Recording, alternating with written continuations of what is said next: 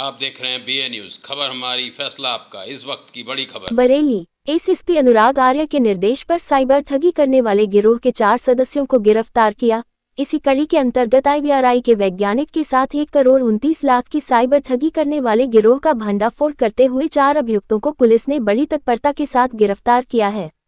SP crime Manish चंद सोनकर ने बताया कि 26 जून को आईवीआरआई के रिटायर्ड वैज्ञानिक सुखदेव नंदी पुत्र पन्ना लाल से 17 जून से 20 जून तक खुद को सीबीआई पुलिस अधिकारी बताकर डिजिटल अरेस्ट कर 1,29,00,000 रुपए की साइबर ठगी की गई, जिसका साइबर क्राइम थाने में मुकदमा दर्ज किया गया। साइबर थाने पुलिस ने तत्परता दिखाते हुए 4 अभियुक्तों को, जिनमें सुधीर कुमार चौरसिया पुत्र राम धीरज चौरसिया निवासी लालाबाग दुबग्गा लखनऊ, रजनीश द्विवेदी पुत्र रामधर द्विवेदी निवासी खालेगांव थाना धपिया जनपद गोंडा, श्याम कुमार वर्मा पुत्र राकेश कुमार निवासी रूपपुर मदेगंज खदरा लखनऊ, महेंद्र प्रताप पुत्र हरगोविंद सिंह निवासी गंगोत्री बिहारी फेस 2 भैंसोरा लालकोठी खरगापुर गोमती नगर लखनऊ को गिरफ्तार किया गया है। इनके पास से 4 चेकबुक, 6 एटीएम कार्ड और 6 मोबाइल बरामद किए हैं। गिरफ्तार करने वाली पुलिस टीम में inspector Dinesh Kumar Sharma, head constable Dheeraj Kumar, Vilesh Kumar, Harendra Kumar, constable Muktendra Dev, Ankul Singh व सिद्धार्थ सिंह तथा एसओजी की टीम में निरीक्षक अंजनी कुमार पांडे, निरीक्षक आदित्य कुमार सिंह, हेड कांस्टेबल सुनील कुमार सिंह, अखिलेश कुमार, गौरव सिंह, प्रभाकर पांडे और शेर बहादुर मौजूद रहे।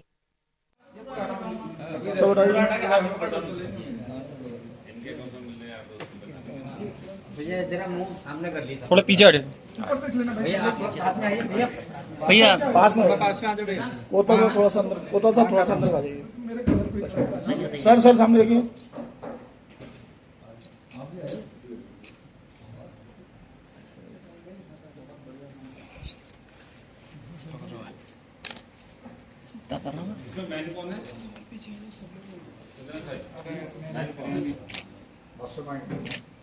इसको पैसे कौन ले जाके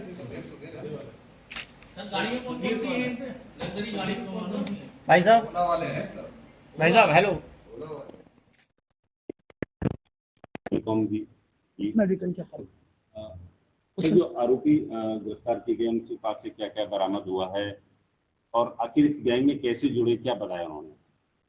जो आरोपी पकड़े गए हैं उनके पास से जो म्यूल अकाउंट्स जो बीच में यूज हो रहे थे, उनके बैंक के पासबुक और चेकबुक्स और बाकी डॉक्यूमेंट्स, साथ ही वो मोबाइल फोन भी बरामद हुए हैं जिनका अपराध में प्रयोग किया जा रहा था। इसके थ्रू वो अपने विदेशों में बैठे हुए हैंडलरों से बात कर रहे थे और उन्हीं के मार्फत जो अकाउंट्स उनको डिटेल मिलते थे, उन अकाउंट्स की डिटेल का जाकर केवाईसी वगैरह जानकारी प्राप्त करके किसी हैंडलर के थ्रू ये लोग पैसा जाके फिजिकल विड्रॉल करते थे बैंक के किसी ब्रांच में जाकर। सर पूछताछ में क्या मालूम पड़ा है कि किस तरीके से क्या लालच देते थे?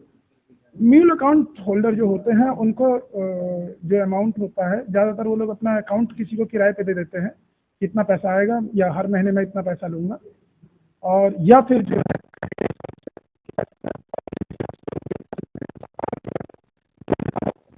डायरेक्टली इन्वॉल्व होते हैं, वो हर अमाउंट के ट्रांजैक्शन के ऊपर पैसे लेते हैं, और जो जिनको जानकारी नहीं होती है और उनको सिर्फ उनको छोटा सा लालच देकर उनको फंसाया जाता है, वो लोग हर महीने अपना 5,000 10,000 रुपए लेकर जो है ये अपराध करते हैं। सबका अलग अलग अमाउंट है।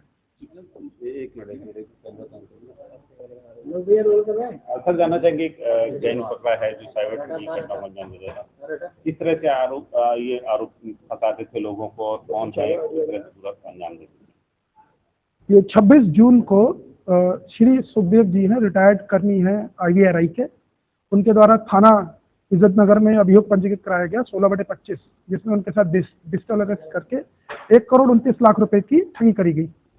जब इस अभियोग की विवेचना साइबर थाने द्वारा करी गई और उसमें विवेचना कार्रवाई के दौरान कुछ अकाउंट ट्रेस करे गए, जिसमें लखनऊ के करते हुए अपने साइबर थाना बरेली व एसटीएफ लखनऊ द्वारा जो है 4 अभियुक्तों को गिरफ्तार करा गया है, जो म्यूल अकाउंट्स प्रोवाइड करते थे तथा साथ ही वो पैसा जो कैश निकालते थे उसको जो है जो विदेशों में बैठे हुए साइबर ठग हैं उनको क्रिप्टो में ट्रांसफर करके उनके पास पैसे पहुंचाते थे। कितने लोग हैं इस गैंग में और कितनी बार खातों में ट्रांसफर की गई रकम जो 1,10,00,000 रुपए थी पहले? ये कभी अभी की जानकारी के अनुसार काफी बड़ा गैंग है। शुरुआती जिस अकाउंट में पैसे गए थे उसमें शुरू जो है उससे करीब 124 अकाउंट में मनी ट्रांसफर हुआ है और उसके बाद अलग अलग लेवल पे अलग अलग अकाउंट से के थ्रू होते हुए म्यूल अकाउंट्स में फाइनली पैसा जाके वहां से कैश विड्रॉ हुआ है। तो काफी बड़ा गैंग है ये। और जिस तरह से हम लोग जान रहे हैं कि इस तरह के गैंग जो है वो साउथ ईस्ट एशिया में बैठे हुए जो अपराधी हैं उनके द्वारा जो है चलाया जा रहा है और भारत में जो लोग पैसे के लालच में उनके साथ जुड़े हुए हैं उनके द्वारा उनका सहयोग करते हुए ये अपराध को कारित करा जा रहा है। कौन से देश में भेजा जाता था पैसा, किस तरह से भेजते थे, ये पूरा ट्रांसफर इसको? अभी की जो जानकारी है उसके अनुसार बीच में दो, एक तो मिडिल ईस्ट का एक कंट्री का नाम आ रहा है और साउथ ईस्ट एशिया के आ रहे हैं। हम लोग अभी उसमें जो है इंटेलिजेंस गैदरिंग कर रहे हैं और फर्दर कुछ एविडेंसेस हैं जिनके आधार पर आगे कार्रवाई करेंगे। ऑपरेशनल पॉइंट ऑफ व्यू से भी बाकी चीजें शेयर नहीं की जा रही। जो सर इंडियन करेंसी होती थी उसको विदेश भेजने के लिए किसी दलाल के मार्फत उसको चेंज कराते थे, किस तरह से क्या करते थे? आज की डेट में पैसा विदेश भेजने के लिए जो है उसको फिजिकल फॉर्म में ट्रांसफर करने की आवश्यकता नहीं है। जो लोग अपराधी हैं वो लोग किसी ऐसे व्यक्ति को जो क्रिप्टो अकाउंट हैंडल करता है उसके पास कैश लेके जाते हैं और उसको उसका कट देकर वो पैसा किसी दूसरे क्रिप्टो अकाउंट में ट्रांसफर करा लेते हैं। तो क्रिप्टो अभी तक की जानकारी के अनुसार क्रिप्टो करेंसी में ही मुख्य अभियुक्तों के पास ये पैसा पहुंचा है। ठीक है।